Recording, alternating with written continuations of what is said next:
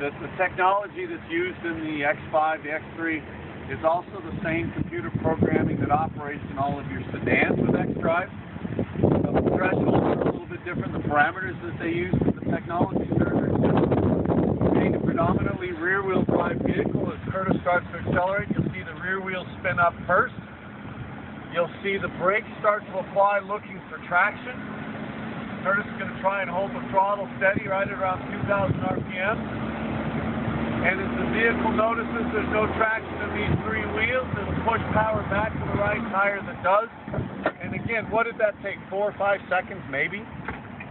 Not a lot of drama to it, not a lot of high-speed wheel spin. So somebody trying to get out of a snow-covered parking spot, or even driving down the highway, where the roads are dry and clear and you round a corner into the shadows where the street's still frosted over, this system responds very, very quickly to put traction on the tire that still has it. So the next vehicle we pull up, the Porsche, you'll notice we didn't have to move the roller plates at all. The Mercedes, the Porsche, the BMW, the Infiniti, all are exactly the same wheelbase and track. They're the same size. How do we expect the Porsche to do? Not as well? So you're paying a premium. You know, at any given auction level, the Porsche is $15,000 to $20,000 more than the X5. You'd hope that that buys you something rather than just a cool key. You can see the system's working. Brakes are grabbing, looking for traction. Eventually it sees the wheel out to the right. But the key there is eventually. You can hear the back right wheel scratch a little bit, so it's trying.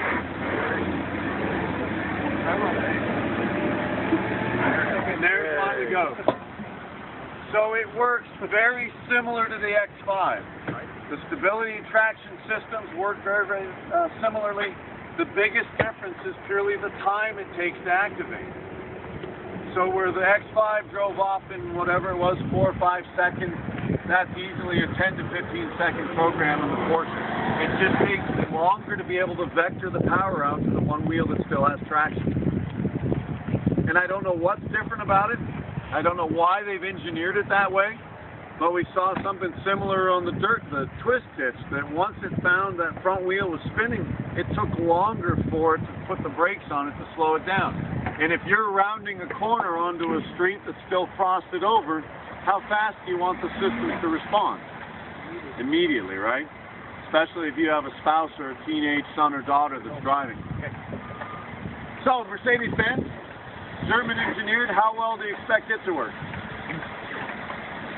Anybody? Not very, right? But what you'll notice is how hard the brakes are working to keep the wheels from spinning, right? So when I reference the average Mercedes owner being maybe 106 years old, it makes sense. They have a very conservative setting for their stability and traction system. As soon as it realizes there's no traction out there, the first thing it does is try to slow the vehicle down. You there? So the other thing that's happened now is Curtis has pressed the gas pedal all the way to the carpet. So the system slows the vehicle down. It also reduces engine power. So if an elderly person is out and hits something that's frosted, this car is about trying to get them slowed down and stopped. It's not obviously about trying to get them where they're trying to go, right? Safety is the paramount response. The only way to get this vehicle off the ramp is for Curtis to drive it sideways enough to where the tires grab the side of the ramp. As soon as we get one tire on the front that has traction and one on the back, then the Mercedes stands a chance to pull through.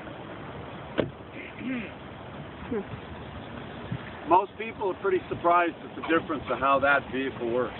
You know, what's the current Mercedes ad campaign? You haven't seen the ad for it? Best or nothing? What is that, best or nothing? Nothing. Right? So again, from a perspective, it's not that that system's bad. From a safety side, obviously it's very, very good. It's going to work very hard at slowing the vehicle down. It's just not necessarily going to get somebody where they need to go. Now, before Curtis starts up on this one, how do you expect the Infiniti to work? Stunning? Oh, get stuck, yeah. We asked the question, how long do you think before it comes off? I think the right answer is Thursday.